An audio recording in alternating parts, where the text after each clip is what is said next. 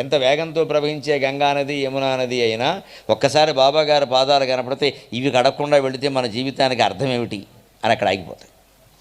ఎందుకంటే సజ్జనుడు యోగి గంగానది కంటే కూడా గొప్పవాడు.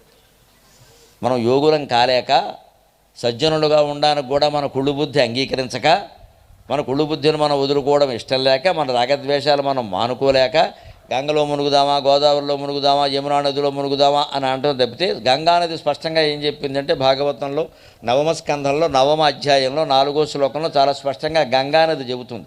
అమ్మ, నీలో పాపాత్ములందరూ స్నానం చేసి పాపాలు పోతాయంటున్నారు కదా, మరి నీకు అంటించినట్టే కదా పాపాలన్నీ, వాళ్ళ పాపాలు నువ్వు తీసుకున్నావు కదా, ఈ పాపాలన్నీ నువ్వెలా భరిస్తావమ్మా అని నారద మహర్షి అడిగితే నేనేం తెలివి తక్కువ దాన్ని ఏమిటి, నాలో సజ్జనులు యోగులు సహృదయులు స్నానం చేస్తారు, ఇవన్నీ పట్టుకెళ్ళి వాళ్ళకి అంటిస్తానని చెప్పింది శ్రీమద్ రమారమణ గోవిందో హరి. ఇప్పుడు గంగలో ఎవడ మునగాలో నిర్ణయించుకోండి. నేను అందుకే